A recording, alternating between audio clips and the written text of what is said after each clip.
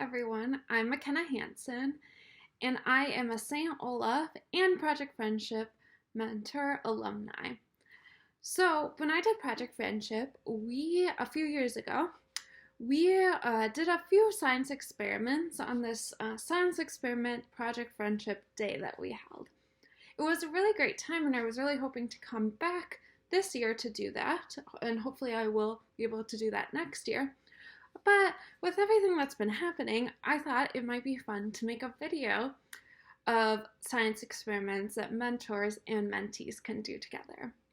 So the idea of this video is you can both have it playing on a computer or a phone and watch it together, and then be FaceTiming or Zooming or using Google Hangouts or some other video service so that you can spend time, talk together, and really do these experiments together.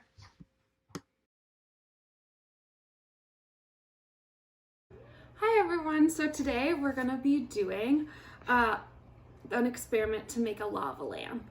So what we need for this is a water bottle. You can have it about a fourth full, or you can always fill one up if you only have empty ones, or pour one out if you only have full ones. Some food coloring, any color you want, and some sort of oil. Typically canola or vegetable oil works the best, and then some Alka-Seltzer tablets. So first what we're gonna do is we are gonna pour our oil into about a fourth of a full water bottle. And so I'm actually gonna take this tag off as well, so we're able to see what's going on a little better.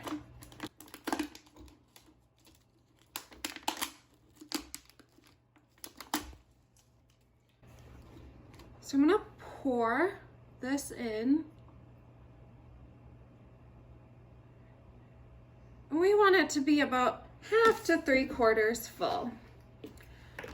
So as you might notice, the oil and water are separating, and the oil is on top and the water is on bottom. So quickly discuss with your mentor and mentee why they think that's happening. We'll take a pause. You can pause the video while you're doing that, and then we'll come back and discuss it.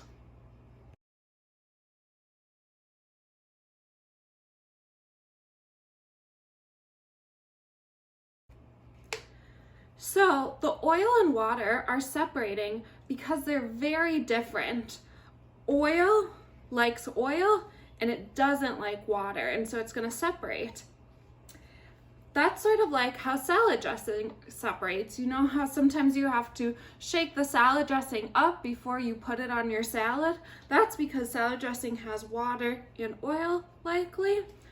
And so it's all separated, but you want it all shaken up and mixed together when you're actually using it on salad dressing typically.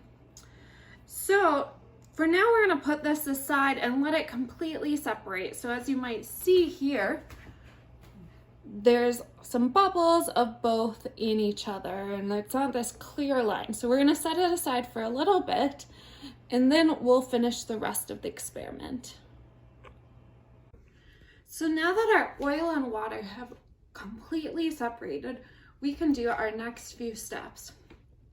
So first, if you want to, you can make this fun by adding a different color to. So I'm going to take this blue food coloring and drop in just a drop or two. As you can see, it stays at the top of the solution and it stays in a clump, as you can see right here. And that's because food coloring doesn't really like oil.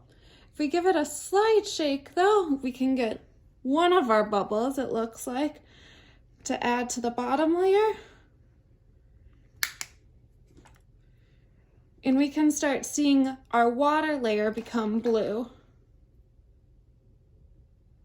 So now that we've let our food coloring dissolve, and I ended up adding a little bit of red too, so I would make mine purple, we can do our actual experiment and make our lava lamp. So our two layers are separated, and you can easily see the water layer, which is now purple in mine, because that food coloring dissolved in the water layer. Now what we can do is add a little piece of Alka-Seltzer. I broke mine up into a few pieces, and we can see our lava lamp happen.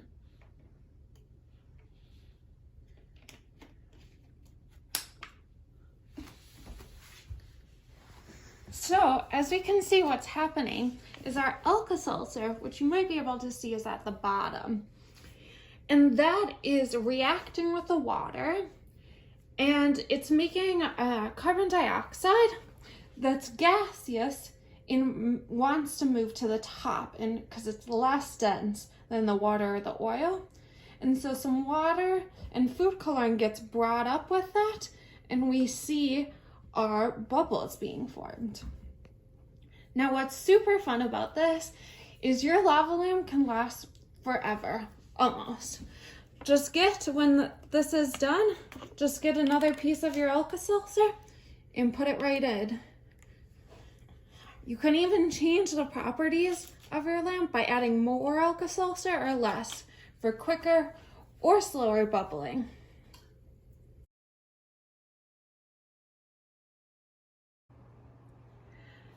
So now we are going to do an invisible ink experiment. So we're going to try to figure out what materials make the best invisible ink.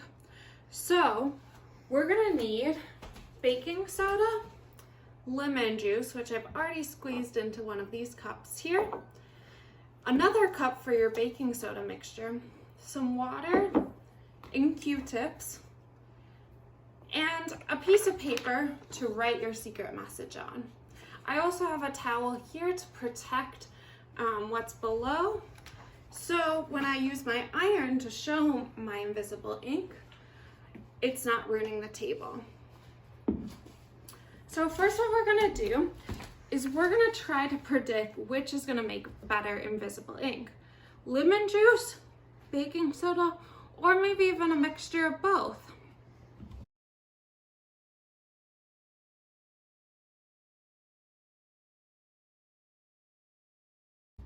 So first we have some of our lemon juice in here, and I'm gonna put a little baking soda in here. You can add, maybe a tablespoon or so, but it doesn't matter too much. Now we're gonna add a little water to both, and you can work with the different amounts and try different ratios of each to see what makes the best invisible ink. It's gonna be a process. So once we have our two mixtures, here's our baking soda mixture, we can write with a Q-tip one of our secret messages.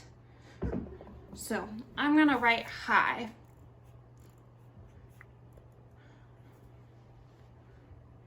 Then with our other invisible ink, I'm gonna write something else with our lemon juice invisible ink. I'm gonna write my name, McKenna. Now make sure you remember which one was from which. So McKenna was from lemon juice for me, and hi was from baking soda.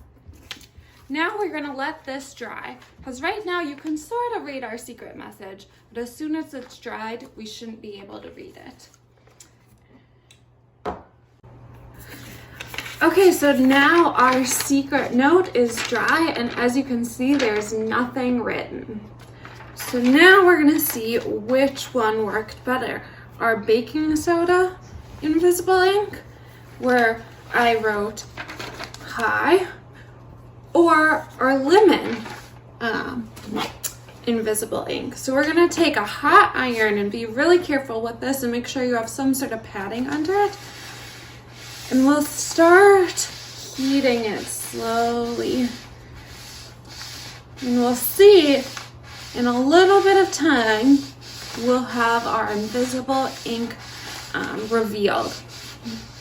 So what we can do that's really fun with this is you and your mentee or mentor can maybe write notes back and forth with invisible ink and send them via the mail. And whoever receives it can take their invisible ink and re-show it.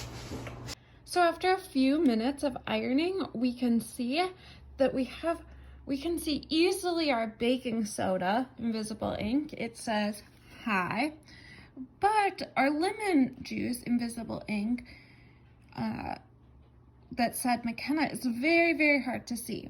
So we might need to try different ratios of lemon juice and water, or maybe mix in a little baking soda as well with the lemon juice. There's a lot of different things we can do and play around with. So feel free to do that. Play around with your ratios and your mixtures and see what invisible ink works the best, and send each other a note, a pen pal note. Thank you everyone for watching and participating with these science experiments. I hope everyone had a lot of fun and were able to spend time with their mentee or mentor through either FaceTime, Zoom, Google Hangouts, or some other video service, and do a science experiment while at it.